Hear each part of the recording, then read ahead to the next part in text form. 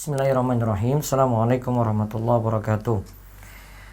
Innal hamdalillah nahmaduhu wa nasta'inuhu wa nastaghfiruh wa na'udzu billahi min syururi anfusina wa sayyiati a'malina. May yahdihillahu fala mudilla lahu wa may yudlil fala hadiyalah. Wa asyhadu an la ilaha illallah wahdahu la syarikalah wa asyhadu anna Muhammadan abduhu wa rasuluh. Allahumma shalli ala nabiyyina Muhammad wa ala alihi wa man tabi'ahum bi ihsanin ila yaumiddin. Allahumma inna nas'aluka ilman nafi'a wa rizqan thayyiba wa amalan mutaqabbala. Puji syukur kita panjatkan pada Allah. Selawat dan salam semoga tercurah pada Nabi besar kita Muhammad sallallahu alaihi wasallam. Baik, para pendengar sekalian yang semoga senantiasa dirahmati oleh Allah Subhanahu wa taala, kesempatan pagi ini mudah-mudahan jadi berkah bagi kita sekalian. Kita akan kembali mengkaji pembahasan fikih muamalat dari Harta Haram Muamalat Kontemporer karya Ustazuna Dr. Irwandi Tirmizi, di mana kita telah mengkaji sebelumnya tentang just tip, ya, jasa titip beli online. Ada di situ bayarnya di muka atau bayar belakangan. Kalau bayar di muka dengan cash langsung ya tidak masalah. Dengan di sini bisa jadi yang dititipi itu nantinya dia tanpa tarik untung atau dia diberikan fee. Ya, kalau hukum yang pertama adalah wakalah bil ujrah, mewakilkan untuk membelikan barang dengan imbalan fee, maka ini boleh uang di depan. Kemudian yang kedua, yang dititipi itu beli dulu. Yang dititipi itu beli dulu. Ya, artinya dengan dia itu meminjamkan kita uang, yaitu disilakan dengan qard, ini juga boleh asal tidak ada tambahan dalam pemberian pinjaman. Termasuk tidak diperkenankan adanya fee di sini, karena kemarin ada perkataan dari Ibnu Rushd, jika itu maksudnya adalah qard, maka tidak bisa di situ diambilkan imbalan, ya, karena awalnya itu memberikan pinjaman. Maka tidak ada fee di situ, karena nanti fee di sini nanti jatuhnya adalah riba. Solusinya dibuat akad janji yang tidak mengikat. Kemudian solusi lainnya lagi, miliki barang, minta bayar belakangan, akhirnya jadinya jual beli. Miliki barang dulu, nanti minta bayar belakangan, nanti akhirnya itu jual beli, ya. Kemudian siap menanggung resiko barang tidak jadi dibeli. Nah, sekarang kita simpulkan tentang kasus titip beli menggunakan ojek daring, menggunakan Gojek. Nah, ini yang di halaman 280 Ustaz Irwandi menyinggungnya. Monggo dibaca.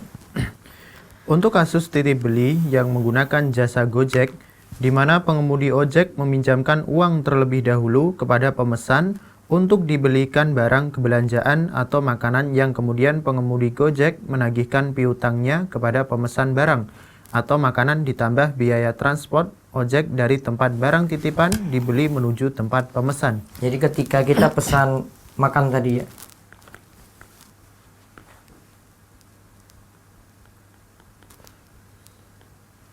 kita pesan makanan.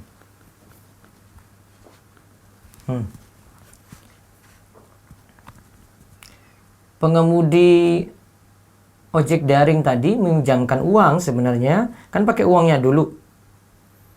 Berarti transaksi yang terjadi adalah qardun. Qardun dulu, dia pakai uangnya, berarti kita kan pinjam uang dari dia. Dia minjamkan uang dulu kepada kita. Terus setelah itu untuk dibelikan barang belanjaan atau makanan, yang kemudian pengemudi Gojek itu menagihkan piutangnya, kan dia tagih setelah itu. Ditagih pada kita.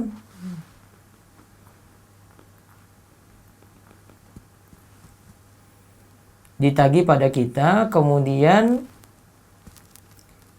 ada biaya tambahan, ditambah biaya transport. Ingat, ya, ditagih pada kita, namun di sini ada poin penting di sini, ya. Ditambah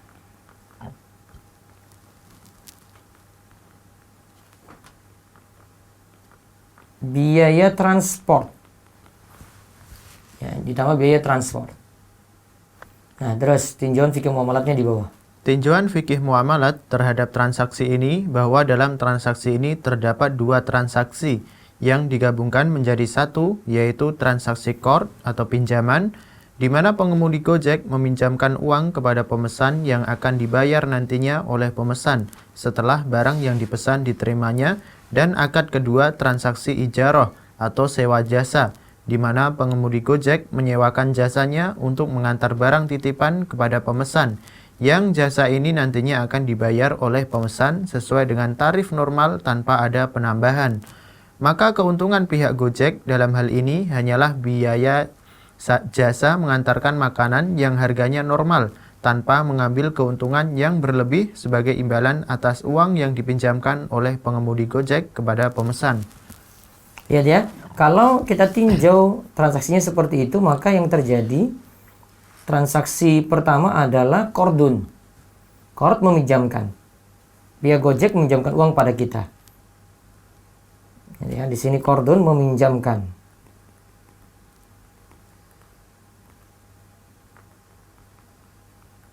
Kemudian akad yang kedua adalah ijarah. Akad yang kedua itu adalah ijarah. Dia sewa jasa, di mana pengemudi tadi menyewakan jasanya untuk mengantar barang titipan. Nah, qardun ini namanya akad,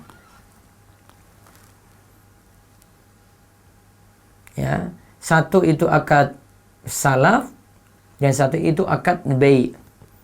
Qard itu namanya akad salaf, ijarah itu nanti akad bai', ambil keuntungan. Ya. Kemudian bai' itu diambil keuntungan dari ijarah tadi.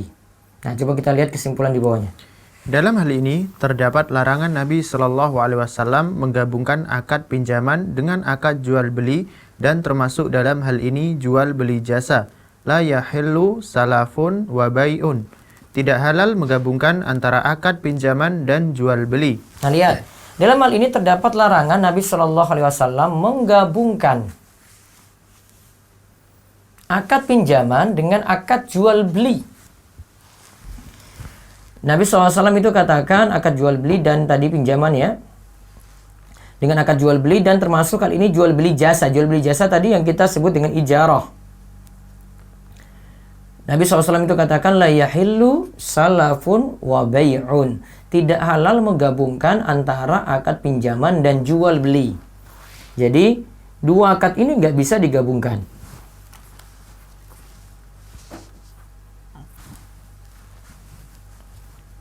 Jadi tidak boleh ada penggabungan akad yang tadi ijarah. Ijarah itu kan cari untung. Namanya itu akad muawadat. Muawadat itu pingin ada kompensasi. Kemudian yang kedua, tidak boleh ada akad qardun. Qardun itu masuk akad tabarru'at. Tabarru'at itu cuma ingin bantu, utang, ya. Utang itu nggak cari untung. Ya, utang itu tidak cari untung. Maka dua ini nggak bisa digabungkan. Salaf dengan bai' itu tidak bisa digabungkan. Ya, tabarru'at dengan muawadat itu tidak bisa digabungkan. Nah, itu konsekuensi atau pemahaman dari hadis tadi. Terus selain hadis di atas? Selain hadis di atas, juga para ulama telah sepakat haramnya penggabungan akad pinjaman dan jual beli. Ijma ini dinukil oleh beberapa ulama, di antaranya Al-Qarafi berkata. Nah, lihat ya, juga berarti selain hadis, ya. Juga selain hadis.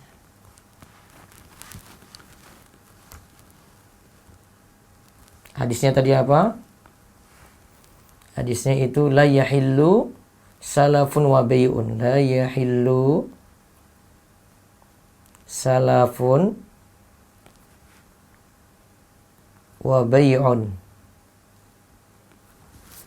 Ya, tidak boleh menggabungkan salaf wa bai'. Di samping itu ada ijma.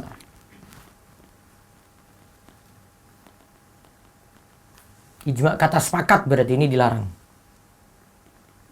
Ada ijma kata sepakat, ini dilarang.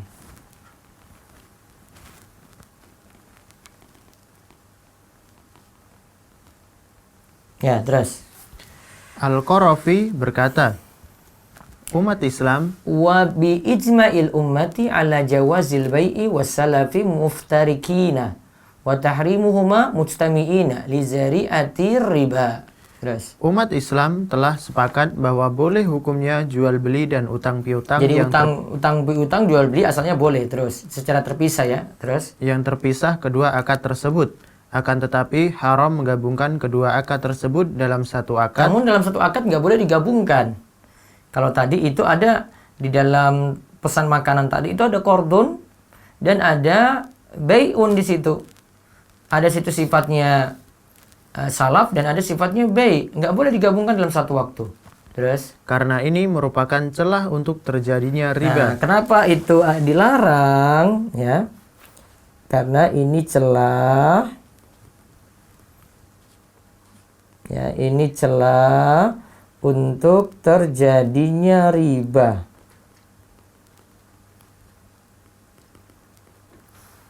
Ya, sekali lagi itu celah untuk terjadinya riba. Selain hadis ada ijma dan ingat ya itu celah untuk terjadinya riba. Terus pernyataan yang sama juga dinukil oleh Az-Zarkashi dalam bab pembahasan sadus zari'ah, larangan terhadap sarana. Nah, sadus zari'ah, zari'ah itu artinya perantara, wasilah.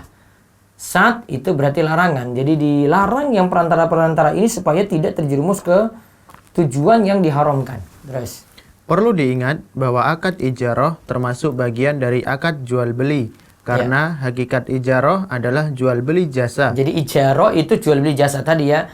Kita bayar jasa Gojek itu masuk ijarah.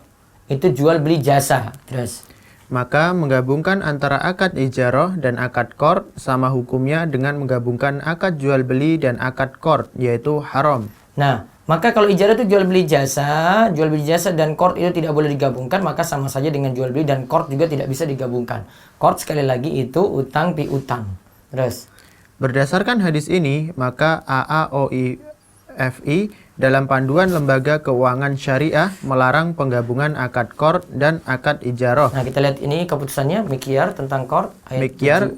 Tentang qard ayat 7 yang berbunyi, lembaga keuangan syariah tidak dibolehkan mensyaratkan akad baik jual beli, akad ijarah atau sewa, atau akad muawadhah lainnya yang digabung dengan akad qard. Nah, lihat ya. Sewa tadi atau akad muawadhah lainnya yang digabung dengan qard. Jadi sewa dengan qard tidak boleh digabung. Ijarah dengan qard tidak boleh digabung. Jadi sewa sendiri, qard utang piutang sendiri. Terus karena dalam jual atau sewa biasanya pihak debitur sering menerima harga di atas harga pasar dan ini merupakan sarana untuk terjadinya riba atau pinjaman yang mendatangkan keuntungan bagi kreditur. Nah, karena di sini nanti orang kan bingung antara ini sebenarnya pinjam meminjam atau ini ini jual beli sih, jual beli jasa. Nah, biar itu ada maka jangan digabungkan dalam satu transaksi. Terus dari penjelasan di atas jelas bahwa penggabungan akad qard dan ijarah diharamkan untuk menutup celah terjadinya riba di mana pemberi pinjaman sangat dimungkinkan mendapat keuntungan dari akad ijarah. Ya, terus. Akan tetapi bila dapat dipastikan bahwa pihak pemberi pinjaman dalam hal ini pengemudi Gojek sama sekali tidak mengambil keuntungan dari transaksi jasa mengantarkan pesanan dari tempat barang atau makanan dibeli menuju tempat pemesan terbukti. Ya, sebentar. Jadi penjelasan di atas jelas bahwa penggabungan akad qard dan ijarah diharamkan untuk menutup celah terjadinya riba. Nih, itu tadi ya seperti diterangkan ya. Di mana pemberi pinjaman sangat dimungkinkan mendapat keuntungan dari akad ijarah tadi. Terus akan tapi, nah di sini diulang akan tapinya. Diulang dari awal paragraf. Akan tetapi, bila dapat dipastikan bahwa pihak pemberi pinjaman, dalam hal ini pengemudi Gojek, sama sekali tidak mengambil keuntungan dari transaksi jasa mengantarkan pesanan dari tempat barang atau makanan dibeli menuju tempat pemesan terbukti dengan bahwa ongkos transport pengiriman barang atau makanan yang dititip beli sama dengan ongkos transport pengiriman barang lain yang tidak dititip belikan. Nah, lihat ya, kalau memang sama biayanya itu dengan titip beli itu sama dengan ongkos sama dengan ongkos transport pengiriman barang yang dititip beli sama dengan ongkos transport pengiriman barang lain yang tidak dititip belikan, ya. Di sini Ustadz Irwan dibahas, pihak pemberi pinjaman dalam hal ini pengemudi Gojek sama sekali tidak mengambil keuntungan. Sekarang kita bahas jika tidak mengambil keuntungan sama sekali.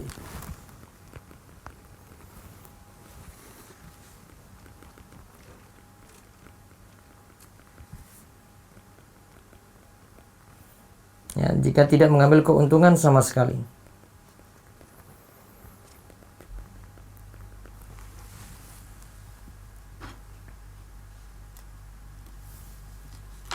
Di mana ongkos transport pengiriman barang itu yang dititip beli sama dengan ongkos transport pengiriman barang lain yang tidak dititip belikan.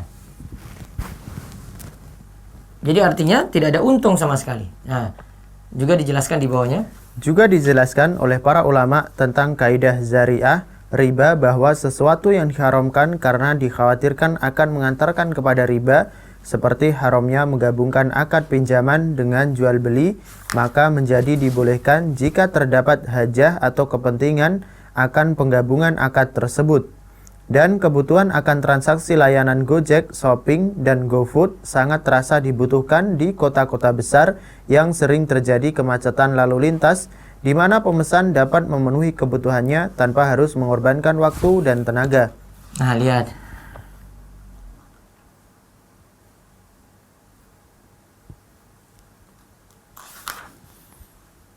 Di sini dijelaskan oleh Ustadz Irwandi. Kalau tadi kan kaidah zari'ah. Satu zari'ah ya. Jadi salaf dan bai' tidak boleh digabungkan. Namun kaidah zari'ah ini ya. Kaidah zari'ah ini yaitu perantara pada yang haram tadi. Itu kan tadi diharamkan karena mengantarkan pada riba. Maka akad pinjaman dan jual beli tadi tidak bisa digabungkan. Nah, ini kalau kaidah zari'ah ini dianggap itu karena ada hajat atau kepentingan, maka akhirnya dibolehkan. Di sini Ustadz Irwandi katakan, karena mengingat Gojek, Shopping, dan GoFood ini kalau di kota-kota besar ini manfaat sekali. Orang kalau mesan di situ, pemesan dapat memenuhi kebutuhannya tanpa harus mengorbankan waktu dan tenaga. Jadi kebolehannya di sini karena hajat. Sebagaimana kaidah al-karohatu tazulu bil hajah. Sesuatu yang dimakruhkan itu hilang karena adanya hajat. Termasuk juga kaidah ini berlaku untuk sesuatu yang jadi satu zari'ah. Itu menjadi boleh karena ada hajat. Ya, dia menjadi boleh itu karena ada hajat. Nah, coba lihat alasan Ustadz Irwandi, nanti beliau nukilkan perkataan-perkataan di bawah ini. Ada Ibnul Arabi, Ibnu Taimiyah, Ibnu Qayyim, dan seterusnya. Ibnul Arabi berkata, idza nuhiya an syai'in bi'ainihi lam tu'athir fil hajah wa idza kana li ma'nan fi ghairi atharat fil hajah. apabila sesuatu diharamkan karena zatnya, maka sebuah hajat tidak berpengaruh terhadap hukum haramnya, dan apabila diharamkan karena tujuan lain bukan zatnya, maka hajat dapat mengubah hukum keharamannya. Nah, apabila sesuatu diharamkan karena zatnya, maka sebuah hajat tidak berpengaruh terhadap hukum haramnya. Itu karena diharamkan zat. Babi itu nggak bisa jadi boleh dari sisi zatnya ya. Dari sisi zatnya, karena ada hajat gitu enggak.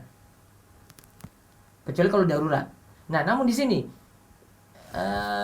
ini perantara pada sesuatu.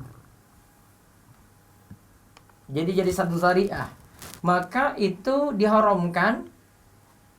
Tapi suatu kondisi kalau ada hajat berubah menjadi mengubah hukum haramnya tadi. Nah, ada lagi perkataan Ibnu Taimiyah. Ibnu Taimiyah berkata, Sebentar, saya matikan. Tes. Coba dites dulu. Mati nggak Max? Kok ada yang protes ini? Tes. Ya, coba lagi. Ibnu Taimiyah. Ibnu Taimiyah berkata, sebuah larangan jika tujuannya untuk menutup celah keharaman yang lebih besar dibolehkan bila terdapat maslahat yang kuat. Diulang coba. Sambil tunggu dulu pasang dulu.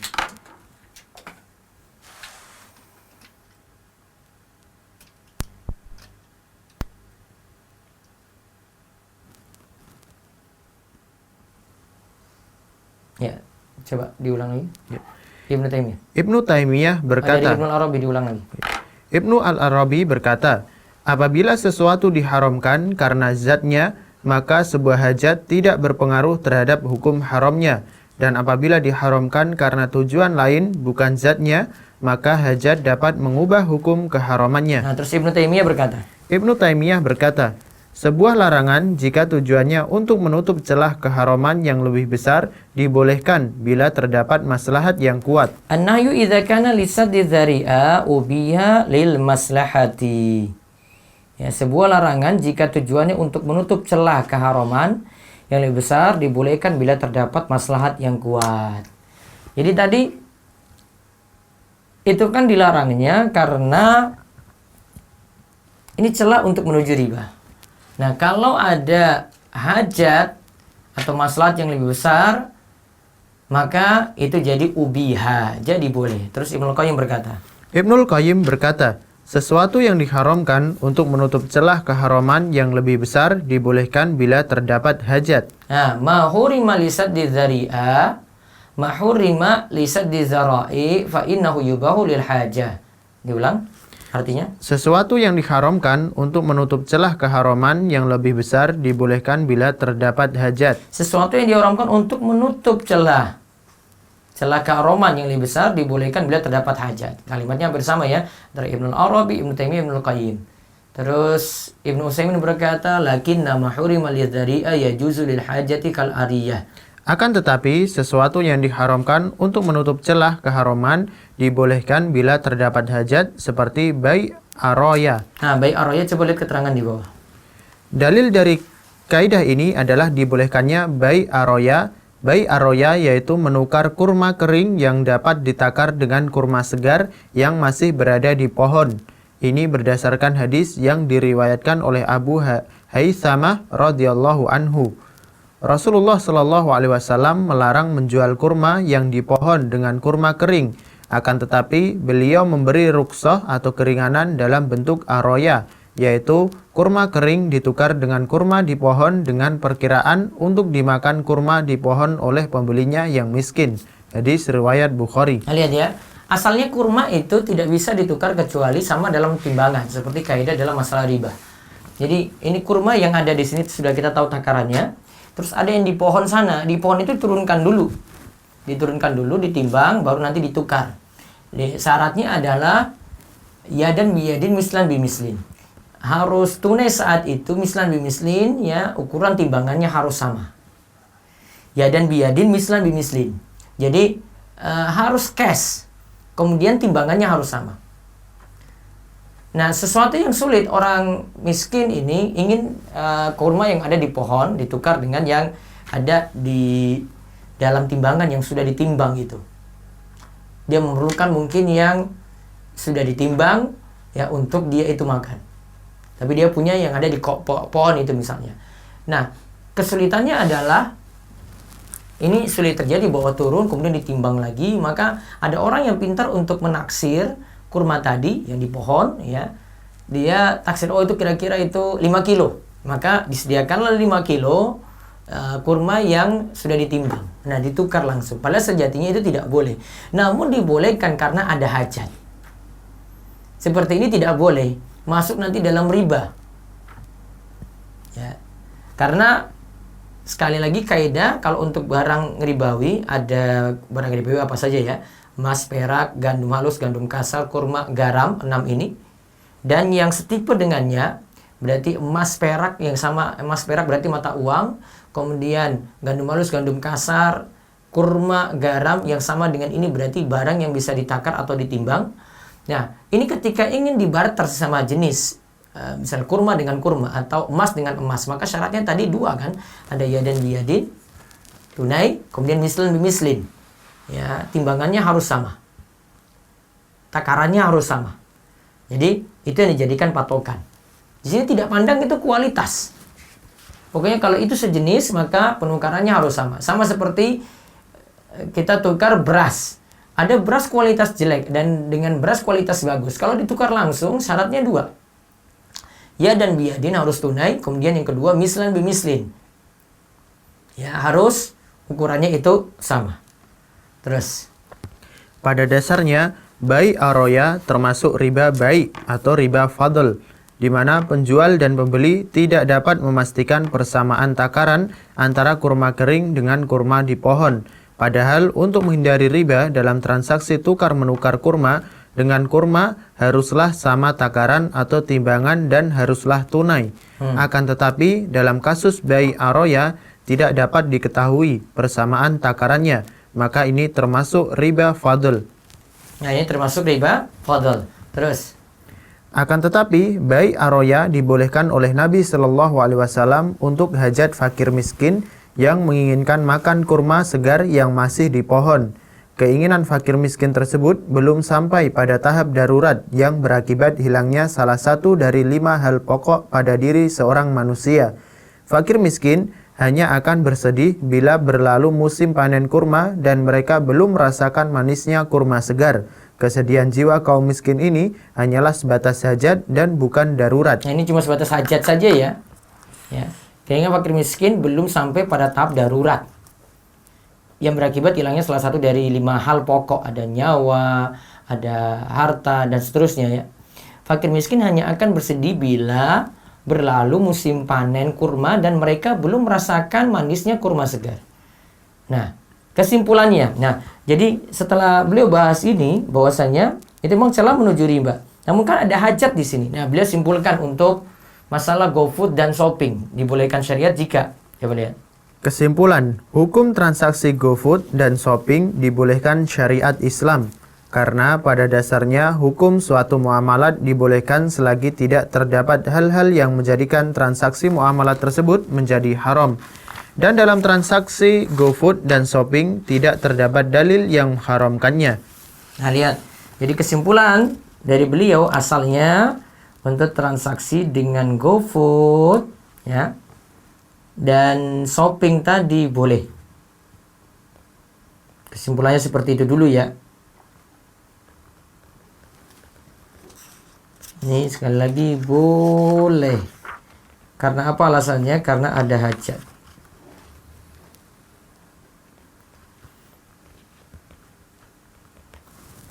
Jadi titip beli menggunakan ojek daring tadi asalnya itu boleh. Walaupun tadi penggabungannya transaksi yang ada itu bermasalah, yaitu salak wa bai. Namun karena ada hajat, kemacetan, ya. Kalau ini kan lebih praktis, perempuan tidak perlu keluar rumah, dia cuma pesan saja. Ya, apalagi masa-masa seperti ini rawan. Ya. Kesimpulannya boleh. Nah, terus yang berikutnya kita bahas transaksi menggunakan aplikasi online. Nah, terus baca lagi. Transportasi menggunakan aplikasi online.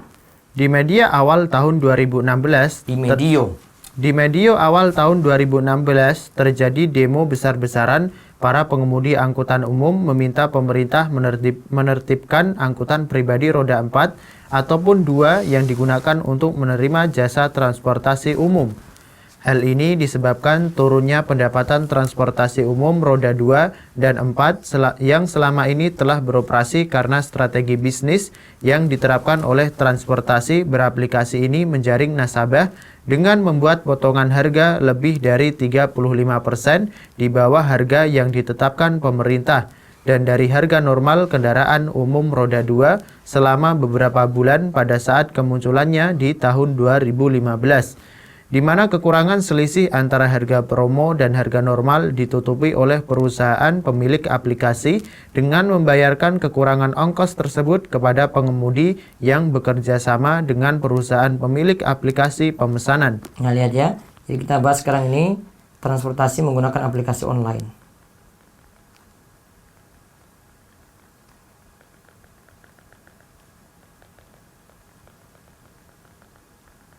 Ya, terus Hal ini sangat menarik minat para calon penumpang karena harga di bawah normal dan pemesanan armada pun mudah dilakukan melalui aplikasi IT.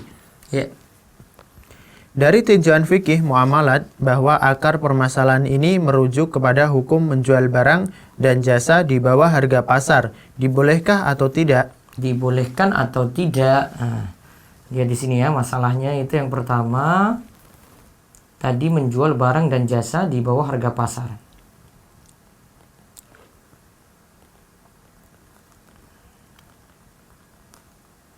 Ya, menjual barang dan jasa di bawah harga pasar.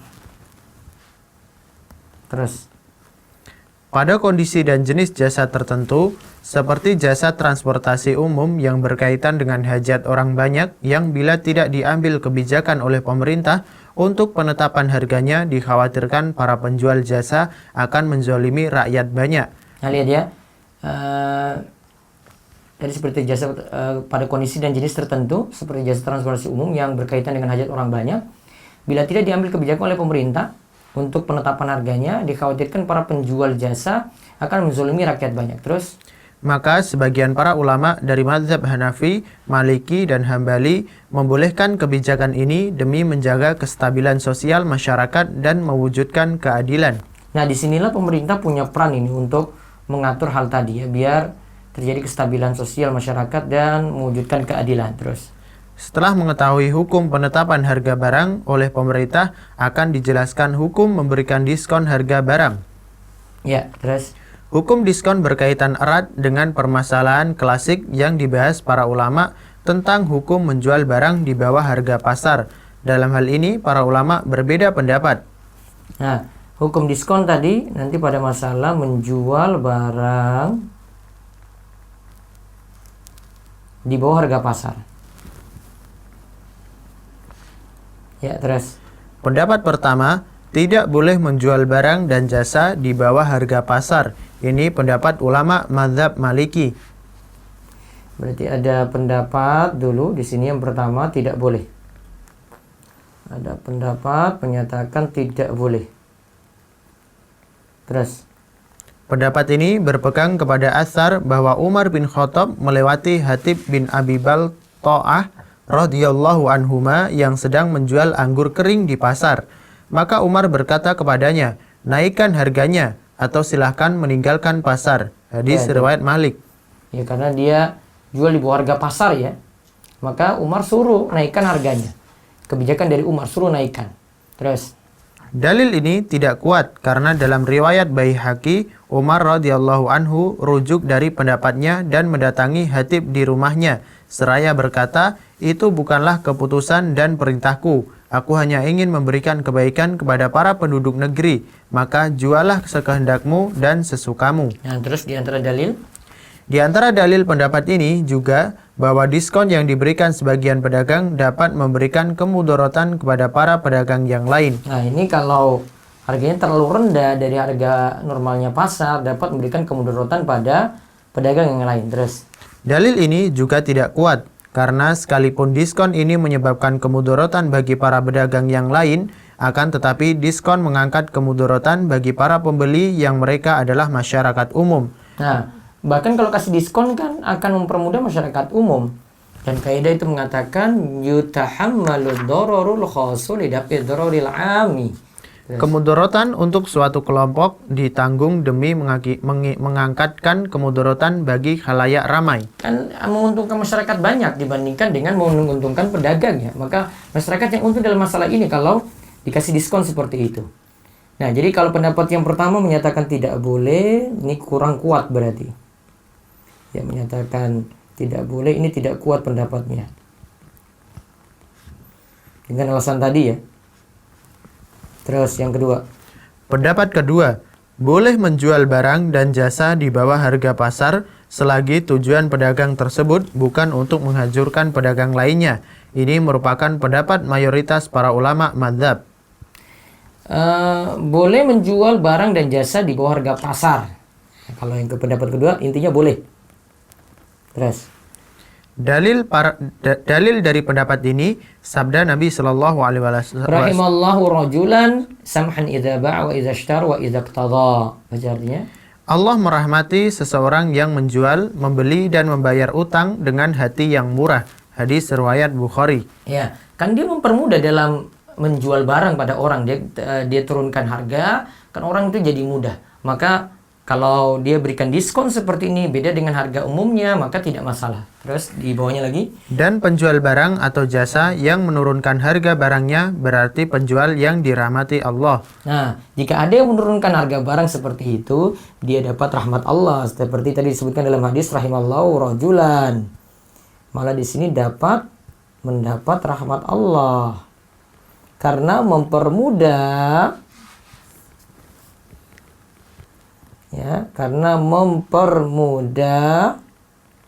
orang dalam jual beli. Kan masyarakat umum jadi dimudahkan dalam hal itu. Terus Juga dalil pendapat ini bahwa harga barang merupakan hak para pemilik barang. Maka seseorang penjual berhak menjual barang dengan harga yang dikehendakinya selama ia ridho. kan terserah dia juga, dia mau naikkan ya, mau turunkan, terserah dia. Kalau memang dia turunkan akhirnya dia dapat untung sedikit, ya tidak masalah, dia ridho seperti itu. Nah, terus Wallahu alam. Pendapat kedua adalah pendapat yang terkuat dalam masalah ini, yaitu boleh memberikan diskon harga kepada para pembeli jasa selagi tujuan penjual barang dan jasa bukan untuk menghancurkan penjual barang dan jasa lainnya, karena hukum asal jual beli adalah boleh. jadi kalau berikan diskon seperti ini, dan ini yang sering kita saksikan di pasaran, di mal-mal, di supermarket, ya mungkin itu lebih rendah harganya dibandingkan harga umumnya, tidak masalah selama tadi ya tidak menghancurkan ya harga pasar, tidak menjatuhkan pesaing lainnya gitu. Terus Namun, jika potongan harga yang diberikan oleh angkutan umum beraplikasi IT tujuannya adalah untuk menghancurkan para pesaingnya, kemudian saat para pesaingnya telah hancur, dia menaikkan kembali harga jasanya, maka ini haram hukumnya. nah, ini diharamkan karena Nabi SAW katakan la dharara wa la dirar. Tidak boleh melakukan perbuatan yang membuat mudarat bagi orang lain, baik permulaan ataupun memberikan balasan. Nah, sekarang kita lihat GoPay. Jadi ini disimak baik-baik, ini penjelasan singkat dari Ustaz Irwandi tentang GoPay. Ya, silakan. GoPay adalah dompet virtual untuk menyimpan Gojek kredit yang bisa digunakan untuk membayar transaksi di dalam aplikasi Gojek. Ketika jasa Gojek digunakan, maka saldo GoPay akan berkurang sesuai dengan biaya real jasa yang telah digunakan. Ya, jadi itu dompet virtual ya. Jadi seakan-akan kita punya dompet simpanan di situ. Kita tanam deposit, ya. Tinggal nanti kita pakai sewaktu-waktu ketika kita perlu dari saldo yang sudah kita punya. Terus Untuk mengisi saldo GoPay dapat dilakukan langsung dari Bank Mandiri, Bank BRI, dan BCA melalui ATM, Internet Banking, dan Mobile Banking. ya, baik. Terus sekarang takhif, yaitu penggambarannya ya, dari penggambaran fikih deposit uang di GoPay di bawahnya. Sebelum menjelaskan hukum boleh atau tidaknya, halal atau haramnya, transaksi GoPay perlu dijelaskan hakikat deposit uang di GoPay menurut tinjauan fikih. Nah, sekarang kita lihat tinjauan fikih GoPay ini apa sih, dompet virtual kayak gini itu apa? Ya. Wallahu alam, menurut hemat penulis deposit ini dapat disamakan hukumnya dengan transaksi nitip uang pada toko sembako yang dekat dari rumah dengan tujuan dapat diambil barang setiap dibutuhkan dan pada saat itu pembayaran harga barang dapat didebit langsung dari saldo uang yang dititipkan. Nah, itu sama seperti ada warung tetangga. Ya. Jadi ada warung tetangga. Terus kita titip uang di situ. Besok datang, saya kemarin nitip 200.000 ya, potong aja dari deposit saya ya, gitu. Ya, tinggal di debit saja dari saldo yang kita titipkan. Nanti tinggal di debit saja, tinggal dipotong saja. Dari saldo yang kita punya. Ya, dari saldo yang kita punya. Nah, sekarang kita lihat perkataan Ibnu Abidin. Ibnu Abidin, ulama mazhab Hanafi, wafat 1836 Masehi, memasukkan kasus ini ke dalam salah satu bentuk bai istijror. Nah, namanya di sini kalau menurut Ibnu Abidin, ya. Ibnu Abidin, ini namanya bai istijror. Ya, terus? Ia berkata, bila seseorang menyerahkan sejumlah uang kepada penjual, setiap harinya dia mengambil barang sebanyak 5 item dan pada saat menyerahkan uang, dia tidak mengatakan, saya beli darimu 5 item setiap harinya. Aku berkata, hukumnya boleh jika harga 5 item tersebut telah jelas sebelumnya seperti roti dan daging. Adapun jika harganya tidak diketahui pada saat mengambil barang, maka akad jual belinya tidak sah karena harga pada saat transaksi tidak jelas. Nah, jadi lihat ya. Bila seorang menyerahkan sejumlah uang kepada penjual, nih, tak titip. Setiap harinya dia mengambil barang sebanyak 5 item. Dan pada saat menyerahkan uang, dia tidak mengatakan saya beli darimu 5 item tadi. Nah, ini seperti ini boleh jika harga 5 item tersebut jelas sebelumnya, seperti harga roti sekian, daging sekian. Adapun jika harganya tidak diketahui pada saat mengambil barang, maka akad jual belinya tidak sah karena harga pada saat transaksi tidak jelas. Dan kita sudah bahas tidak boleh ada gharar dalam harga juga. Ya, terus. Maka apabila barang telah digunakan oleh pihak penitip uang dan sungguh penjual telah menyerahkannya dengan ridho dan dengan tujuan pendapat uang, maka sesungguhnya akad jual beli belum terjadi. Walaupun niat kedua belah pihak untuk melakukan akad jual beli. Lihat ya, maka apabila barang telah digunakan oleh pihak penitip uang dan sungguh penjual telah menyerahkannya dengan ridha dan dengan tujuan mendapat uang, maka sungguhnya akad jual beli belum terjadi. Walaupun niat kedua belah pihak untuk melakukan akad jual beli, hal ini dikarenakan akad jual beli tidak sah dengan niat saja. Maka sesungguhnya yang terjadi hampir serupa dengan akad qard atau di mana penitip uang meminjamkan uangnya dan penjual meminjamkan barangnya, yang dia menjamin uang atau barang dengan semisalnya atau senilainya. Jadi kita simpulkan ya, jadi para pendengar sekalian nanti bisa pahami ini sama dengan qard. Artinya uang yang kita taruh di situ berarti kita itu pinjamkan pada penjual. Ya, kita pinjamkan pada penjual. Terus berdasarkan takyif yang coba diulang tadi, akad qard di mana penitip uang meminjamkan uangnya dan penjual meminjamkan barangnya. Di mana penitip uang meminjamkan uangnya, penjual meminjamkan barangnya. Ya, terus. Yang dia menjamin uang atau barang dengan semisalnya atau senilainya. Nah, berdasarkan takyif tadi, lanjut. Berdasarkan takyif yang dijelaskan oleh Ibnu Abidin bahwa akadnya dapat disamakan dengan qard, maka dalam kasus GoPay bahwa khusus pengguna jasa Gojek yang membayar jasa dengan GoPay mendapat potongan harga, maka ini adalah manfaat yang diberikan muqtarid atau penerima pinjaman kepada muqrid pemberi pinjaman. Dan setiap pinjaman yang mendatangkan manfaat bagi pemberi pinjaman hukumnya adalah riba. Nah, lihat ya. Kita simpulkan nih qard. Alasannya qard tadi seperti kata Ibnu Abidin ya. Dengan kita katakan di sini kalau ada yang dalam kasus GoPay ini bahwa pengguna jasa Gojek. Jadi dia menggunakan ojek daring tadi.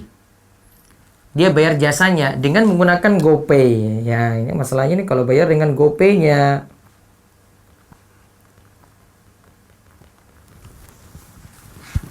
Lalu mendapatkan potongan karena punya simpanan di dompet virtual tadi. Jadi bayar dengan GoPay dan dapat ya manfaat dari dompet virtual tadi. Jadi di situ ada manfaat yang diberikan muqtarid, penerima pinjaman. Ya, penerima pinjaman kan sini pihak GoPay. GoPay itu pinjam uang kita. Kemudian diberikan manfaat ini kepada muqrid, yaitu pemberi pinjaman. Ya konsumen berarti kita yang pakai GoPay. Ini loh, kamu dapat diskon. Bayar dengan GoPay, lantas dapat diskon. Maka di sini kata Ustadz Irwandi, setiap pinjaman yang mendatangkan manfaat seperti ini, jatuhnya adalah apa? Riba.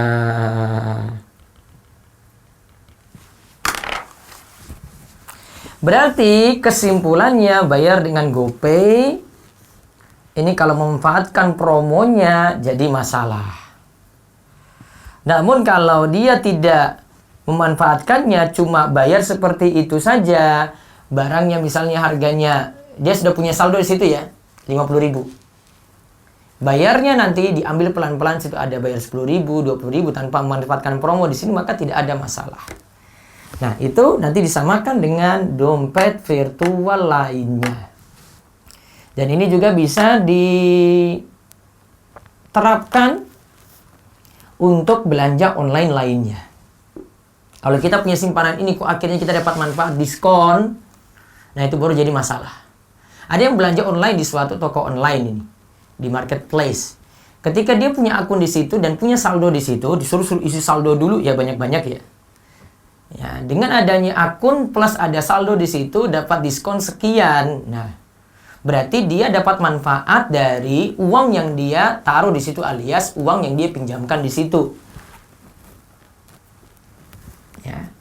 Muqtarid yaitu pihak ya marketplace yang tadi punya saldo kita, berikan kita manfaat. Kita sebagai mukrid itu yang memberikan pinjaman dapat manfaat. Maka masuk dalam kaidah kullu qardin jarra manfaatan fahuwa riba.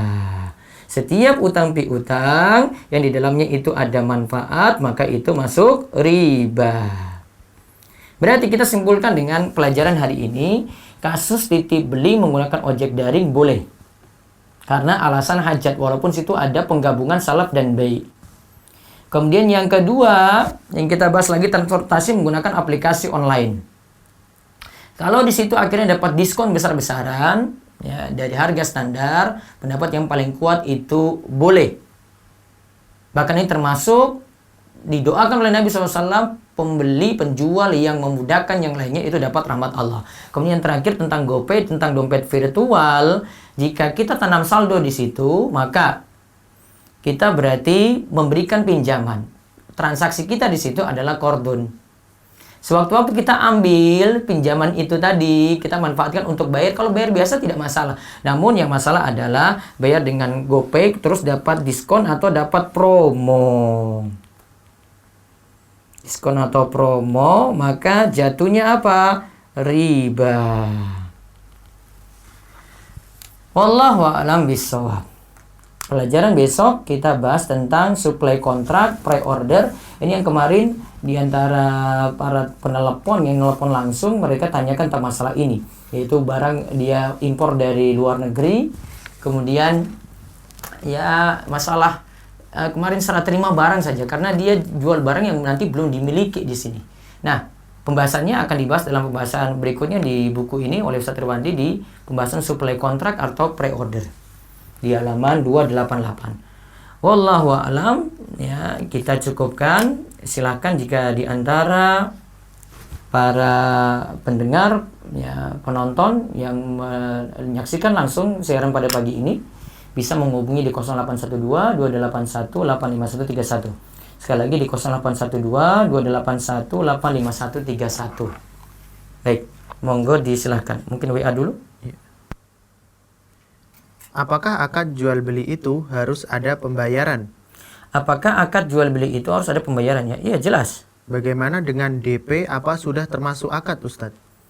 DP itu apa sudah termasuk akad?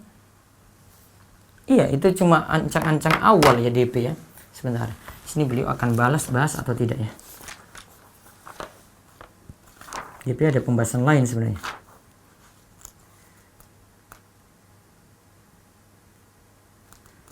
Selama ini kita belum sampai pada DP.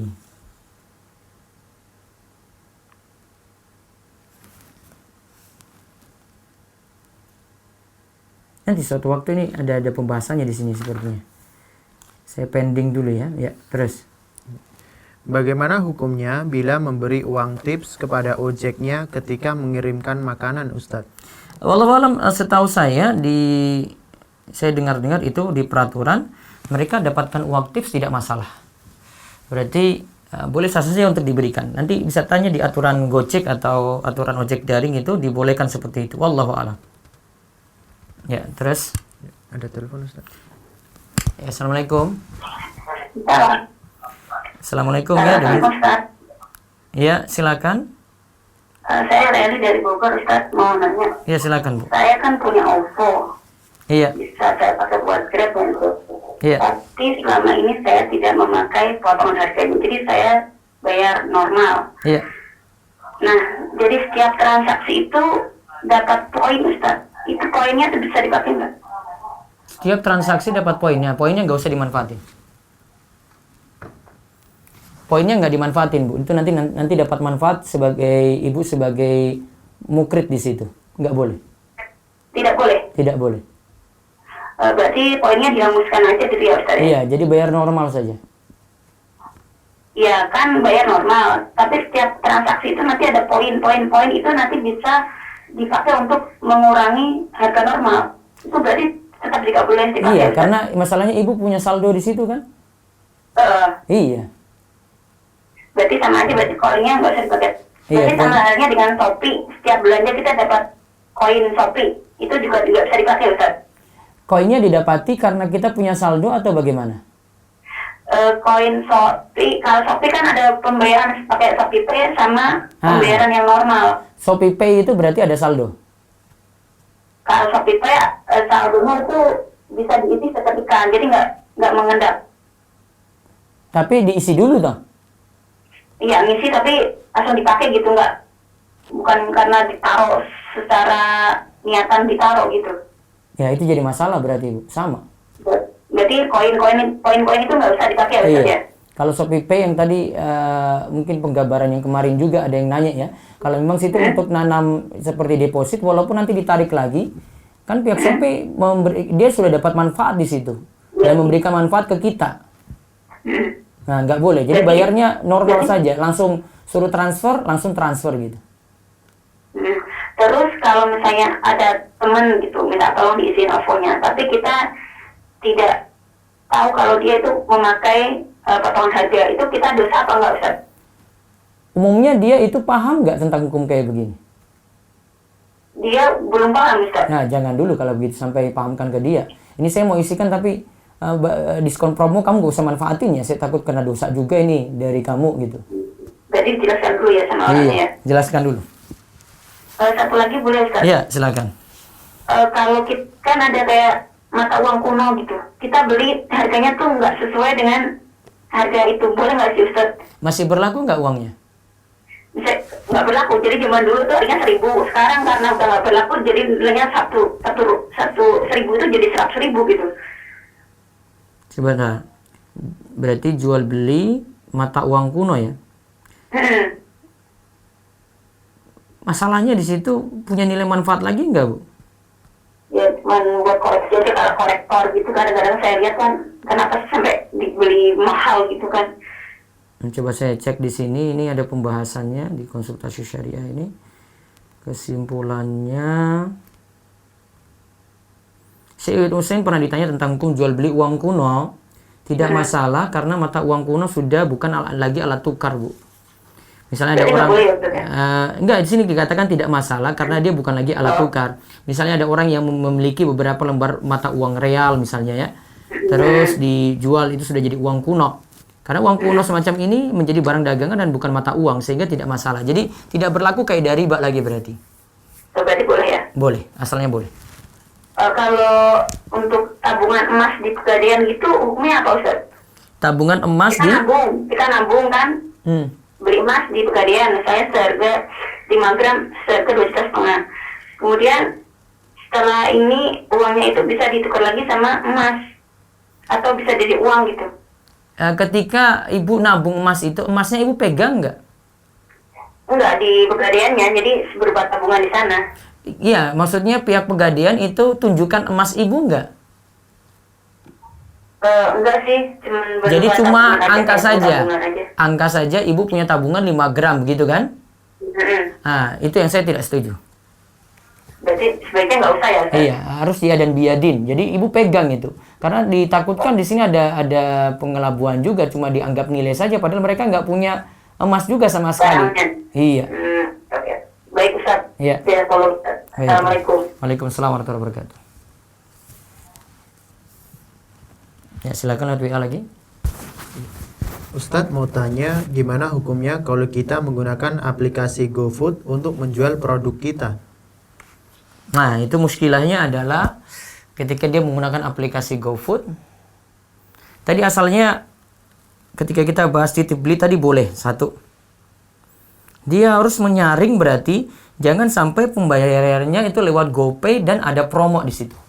Kalau dia bisa menyaring seperti ini berarti selamat. Kalau tidak bisa dia saring seperti itu, jadi masalah. Terus. Ada telepon Ustaz. Ya, Assalamualaikum. Halo, Waalaikumsalam. Ya, silakan. Pak Ustadz mau nanya. Ya. Jadi ini saya mau ada aplikasi pihak ketiga itu, dia menyediakan jasa transfer antar bank, Pak Ustadz. Transfer antar bank, ya. Ya, Terus? jadi kalau kita pakai aplikasi itu, kita lebih murah biaya transfernya daripada kita pakai ATM. Kan kalau pakai ATM transfer antar bank kena charge sekitar 6.000 ya. Iya. Tapi kalau dengan aplikasi itu kita cuma terkena berapa ratus rupiah. Jadi skemanya itu saya transfer dulu ke aplikasi itu. Iya. Nanti aplikasi itu transfer ke bank tujuan lainnya, bank lain maksudnya. Terus Itu gimana proses hukumnya? kenapa sampai jenengan tidak perlu bayar uang transfer? Karena punya saldo di situ atau bagaimana?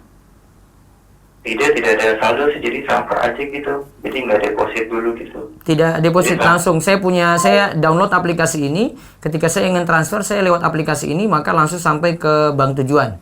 Terputus. Nah, coba nanti dilengkapi lagi. Ya, Assalamualaikum.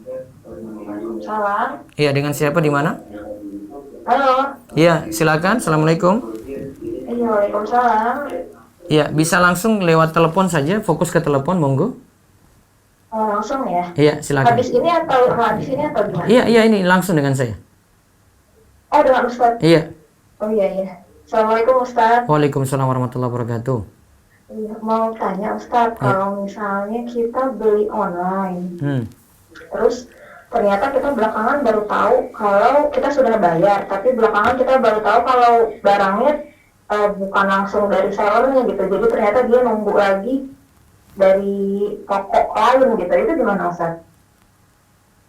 Jadi ibu sudah bayar ya? Jadi kita sudah bayar nih secara online kan, Ya. tapi bukan pakai dompet virtual biasa gitu transfer, tapi ternyata pas proses-proses karena agak terlambat, ternyata dia bilang kalau dia juga nunggu barang dari seller lain, itu gimana hukumnya? Ini masalah pada toko ini bukan masalah pada ibu. Ya. Toko ini bisa jadi jual beli barang yang belum dia miliki, maka dia cari dulu tempat lain, padahal dia sudah transaksi dengan ibu. Ruginya itu sebenarnya pada si pembeli. Betul. Tapi dia bisa jadi zolim dikarenakan dia ada tenggang waktu yang harusnya dia misalnya kirim 3 hari, kok ini jadi undur 1 minggu, dikarenakan barang tidak dia miliki. Maka dia kena hadis tentang jual beli barang yang belum dimiliki, seperti kemarin kisah Hakim bin Hizam.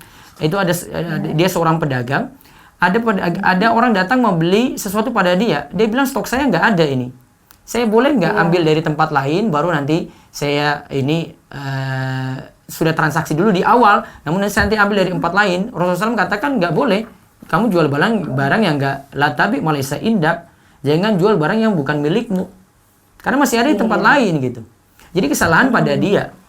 Ibu sebenarnya nggak tahu apa-apa di situ. Ibu cuma tahu awalnya kan dia punya barang, ya kan? Iya. Nah, ibu sudah transfer, terus dia masih nyari-nyari. Nah, tugas ibu ya bersabar. Namun kalau jadi penjual, saya suruh penjualnya tobat, nggak boleh lakukan kayak gini lagi. Iya betul, karena memang kemarin bermasalah juga Ustadz, jadi memang undur beberapa waktu lebih dari masa normal gitu kan. Iya. Dan itu kalau misalnya kita batalkan, nggak apa-apa Ustadz, ya maksudnya kita nggak menzalimi dagang juga ya. Itu pakai marketplace nggak, Bu? Enggak Ustadz, jadi online biasa gitu, tapi Online memang ada biasa. opsi pembatalan. Cuman memang dia di chat masih mau respon gitu, jadi nggak ditinggal begitu saja gitu kan. Berarti masih Maksudnya, bisa, kalau ibu cancel nggak merugikan dia, misalnya nggak masalah. Risiko dia sebenarnya. Iya. Oh gitu, iya. Harusnya yang dia lakukan adalah dia cuma transaksi dengan ibu itu cuma istilahnya itu permohonan. Jadi ibu mohon gitu. Saya mohon carikan barang ini ya. Nah, dia cari dulu, ibu nggak bayar. Ibu nggak bayar di Oh, muka. iya. Nanti ketika dia bilang, oh nih Bu, saya sudah dapat nih dari toko B, bukan toko saya. Gimana Bu, mau pesan ini nggak? Oh iya saya mau. Ibu jawab, iya saya mau. Nah langsung ibu transfer. Harusnya kayak gitu transaksinya. Oh, seperti itu. Sudah Iya. jelas, Ustaz ya. Karena dia sudah punya barang kan? Iya. Sudah punya betul. barang, ibu transfer. Nah mungkin nanti pelajaran untuk ibu kalau dapat di toko kayak gini, ibu pastikan dulu, itu barangnya sudah ada di kamu apa belum? Kalau dia bilang saya masih cari lagi, ibu tahan dulu. Nanti ruginya di ibu soalnya. Iya, betul, Ustaz. Ya, gitu ya. Betul, tapi lagi Ustaz, kalau misalnya sistemnya pre-order gimana Ustaz? Misalnya kita pesan buku nih, tapi Iya. memang sudah jelas ditulis pre-order, nanti Iya. 10 atau 15 hari ke depan baru dikirim, tapi kita kan transfer duluan tuh. Nah, itu juga jadi masalah di situ, Bu. Oh gitu. Iya. Masalahnya belum jadi juga gitu loh. Iya, iya, iya. Masalahnya belum Karena jadi. memang, karena memang kadang buku yang itu kan cepat, banyak peminatnya tuh Ustaz, misalnya buku-buku baru keluar kan.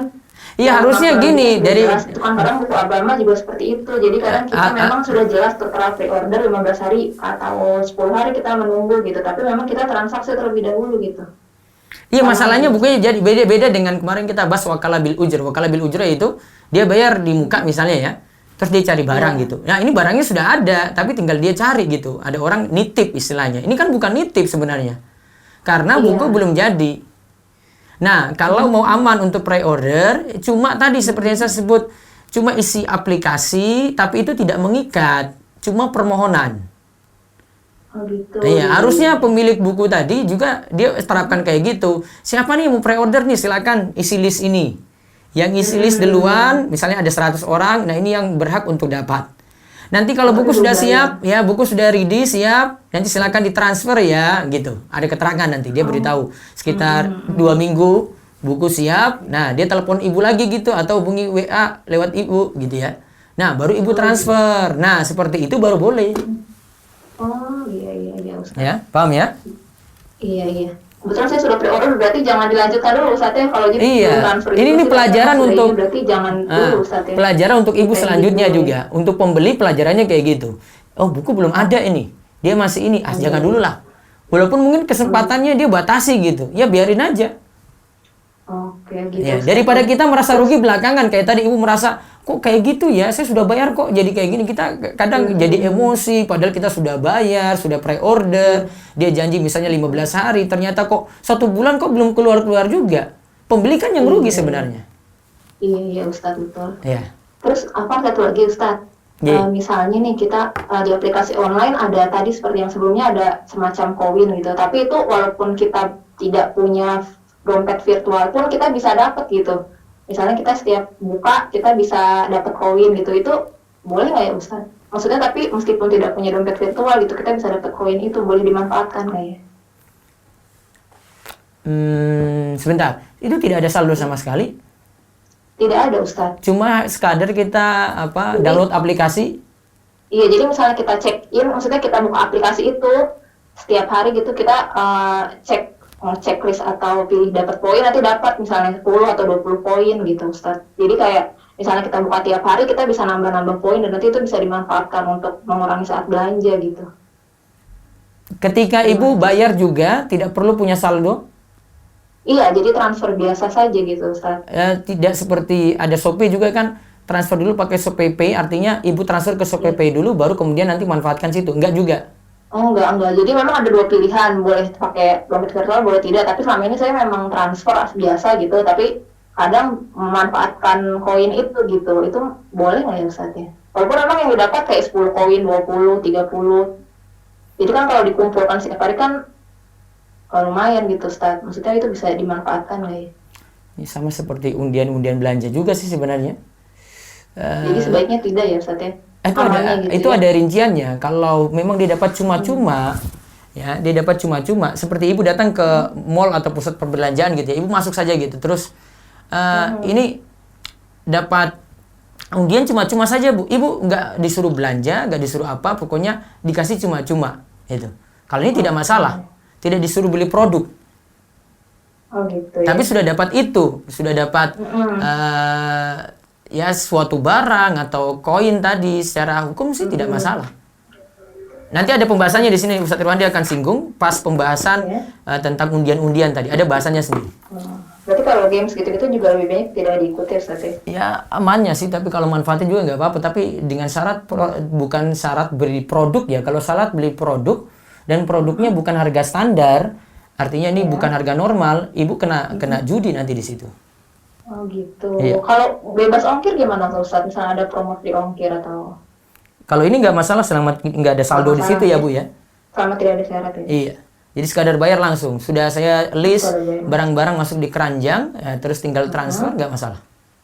Oke. Baik. Makasih Ustaz. Terima kasih banyak Iya, penjelasannya. Jazakallahu khairan Ustaz. Assalamualaikum. Baik, baca lagi lihat Bu ya. Gimana Ustadz hukum jasa kirim uang seperti BRI Link dan sebagainya, di mana yang diterima lebih dari yang ditransfer? Dia nggak jelaskan rinciannya, coba diulang. Gimana Ustadz hukum jasa kirim uang seperti BRI Link dan sebagainya, di mana yang diterima lebih dari yang ditransfer? Yang diterima oleh ini di pending dulu. Nanti dijelaskan lebih rinci lagi ya. Terus Ada telepon Ustadz? ya, Assalamualaikum. Halo, Assalamualaikum. Waalaikumsalam. Ya, langsung fokus ke telepon Bu, dengan Bu siapa di mana? Dengan Kiki di Jakarta Pusat. Ya, silakan. Sebentar ya. Ya. Ustaz hukum jasa kirim uang seperti BRI Link dan sebagainya? Halo. Ya, silakan Bu. Halo Bu, ya silakan. Oke. Langsung ditanyakan di sini, Ustaz? Iya, langsung dengan saya. Oh, oke. Sebentar saya matikan, Bos. Iya, siarannya dipelanin dulu Bu ya. Pertanyaan pertama itu jika saldo GoPay atau semacamnya itu diisi pada saat akan dipakai saja, Ustaz. Terus? Misalkan saya mau beli makanan, memang mengharapkan diskon, misalkan setelah diskon 50.000 jadinya gitu. Nah, saya isi dengan nilai yang sama 50.000, jadi tidak mengendapkan nilai uangnya gitu. Itu boleh atau enggak, Ustaz? Tapi Ibu dapat diskon tadi dikarenakan ada saldo. Iya, ada saldo, tapi saya nggak mengendapkan lama gitu. Misalnya saya masukkan pada saat itu pengen pesen, saya langsung masukkan 50.000 misalnya gitu. Dan langsung hilang uangnya setelah saya bayarkan. Nggak Tidak boleh. ada pengendapan, itu tetap nggak boleh ya, Ustaz? Tetap tidak boleh. Oh, tetap tidak boleh. Iya. Masalahnya cuma pemanfaatan saldo di situ, Bu. Bukan masalah lama atau tidaknya gitu. Oh, gitu, Iya. Ustaz. Oke, Pak Ustaz. Selanjutnya, pertanyaan kedua, jika saya membeli emas, tapi face to face dengan penjual dan barang saya langsung terima, tapi pada saat pembayaran saya menggunakan e-banking gitu, Ustaz. Karena saya tidak berani membawa uang tunai yang banyak, misalkan saya takut atau uangnya jatuh atau dicopet gitu. Boleh nggak, Ustaz, hukumnya? Tapi terjadi transaksi di tempat langsung. Cuma Ibu pakai transfer gitu uangnya. Iya, langsung. Jadi begitu saya terima barang atau penjualnya memegang emasnya, tapi belum di tangan saya, tapi saya bayar di depan dia gitu, langsung saya transfer, itu boleh nggak, Ustaz? Tidak masalah untuk itu, Bu. Oh, oke.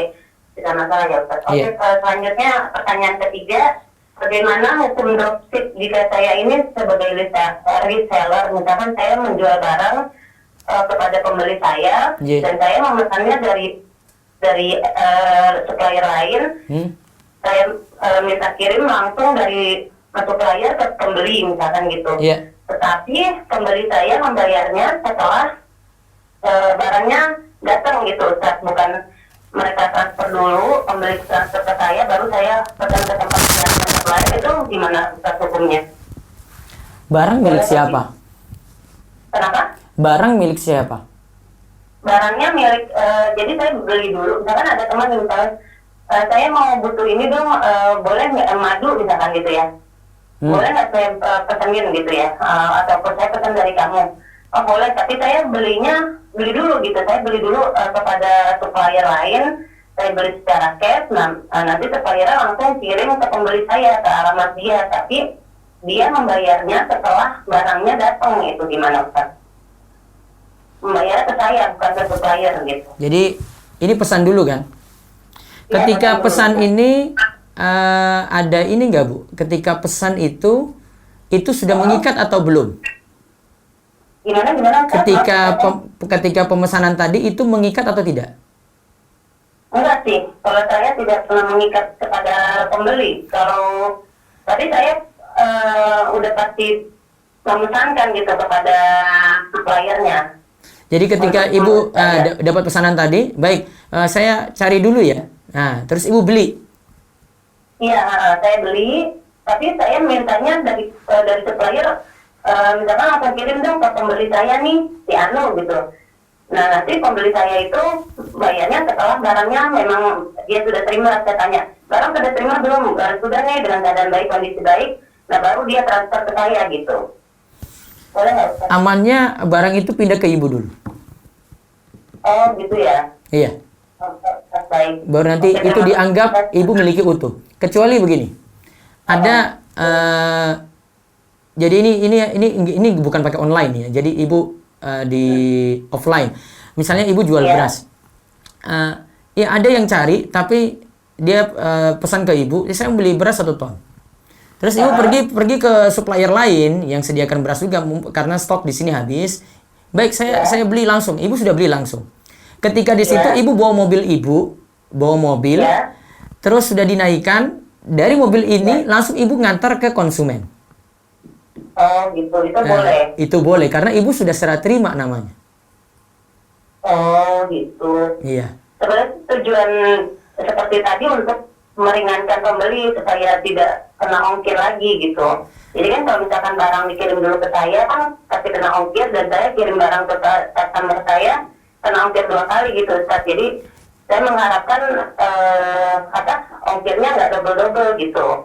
Ya, kalau tidak Ibu beli lagi dalam jumlah stok banyak, taruh di tempat Ibu, nanti untuk yang berikutnya kalau ada yang order lagi, tanpa Ibu pesan-pesan lagi gitu ke supplier. Oh, gitu, Ustaz. Iya, Oke, lebih baik, aman. terima kasih, Ustaz. Iya, itu solusi lebih aman di situ. Ya, terima kasih, Ustaz. Assalamualaikum. Iya, waalaikumsalam warahmatullahi wabarakatuh. Ya, lanjut lagi.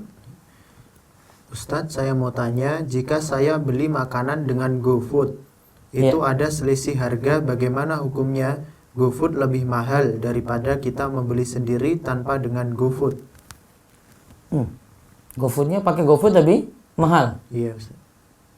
daripada tidak pakai GoFood. Beli sendiri. Kenapa kamu pilih yang lebih mahal gitu loh? Kenapa nggak beli langsung itu? Itu saja jawabannya. Wallahu a'lam. Terus. Saat memesan GoFood dan tidak mengambil uang kembalian dengan niat sedekah kepada driver, apakah itu bisa masuk ke dalam riba, Ustadz? Enggak. Sedekah pada dia. Kita kan yang dari pihak yang meminjamkan ya. Kita kasih sesuatu ke dia, kasih manfaat ke dia. Yang jadi masalah itu kalau dari GoFood dia meminjamkan ke kita. Terus kita dapat manfaat situ promo. Kalau itu wallahualam itu tidak masuk riba di sini ya. Transaksi lain pending dulu, saya pending dulu. Nanti saya pelajari. Ya, terus.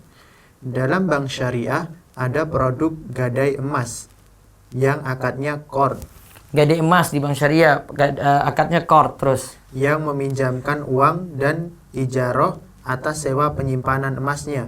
Bagaimana ini, Ustadz? Diulang yang terakhir apa? Dalam bank syariah ada produk gadai emas yang akadnya qard, yang meminjamkan uang dan ijaroh atas sewa penyimpanan. Coba diulang pelan-pelan. Dalam bank syariah ada produk gadai emas Ya. yang akadnya qard, Ya. yang meminjamkan uang dan ijaroh atas sewa penyimpanannya. Nah, itu penggabungan namanya tadi seperti ini. Jadi masalah kalau tidak ada hajat maka tidak boleh. Wallahu a'lam. Ya, terakhir saya terima telepon. Ya, silakan. Assalamualaikum warahmatullahi wabarakatuh, Ustaz. Waalaikumsalam warahmatullahi wabarakatuh.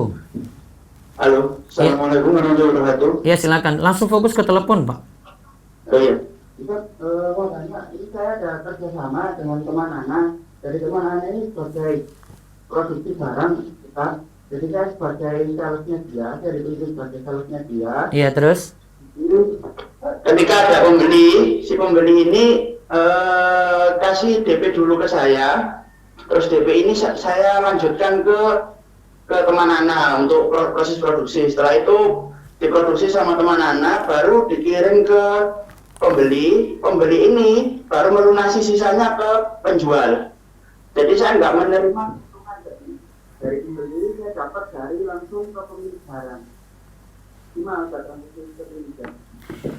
Nanti akan saya bahas besok insya Allah itu. Itu masuk dalam akad istisna. Barang yang menjadi objek transaksi belum tersedia dan butuh proses pembuatan. Itu namanya istisna. Transaksi ini dinamakan istisna, hukumnya boleh baik pembayaran dilakukan di depan pada saat barang diterima atau dengan cara angsuran berkala. Berarti kalau memang produksi langsung tidak masalah. Yang jelas Bapak tugasnya sebagai sales saja, wakil dari yang punya barang, yang produsen. Betul. Betul, jadi si pembeli ini kasih DP-nya nggak langsung ke penjual, tapi penjual nyuruh DP-nya ke saya dulu, nanti DP-nya saya teruskan ke penjual, Ustaz. Iya, itu nggak masalah. Insya Allah akan dibahas besok. Ada pembahasan lain ya berarti, Ustaz ya? Iya, masih berlanjut besok ini tentang supply kontrak pre-order, insya Allah. Besok khairan, Ustaz. Wa'iyyakum. Baik, kami rasa cukup untuk kesempatan pagi ini, mudah-mudahan manfaat. Dan insya Allah kita ketemu lagi pada esok hari dengan pembahasan supply kontrak atau pre-order. Demikian, kita cukupkan, kita tutup dengan doa kafaratul majlis. Subhanakallahumma bihamdik, asyhadu an la ilaha illa anta, astaghfiruka wa atubu ilaik. Assalamualaikum warahmatullahi wabarakatuh.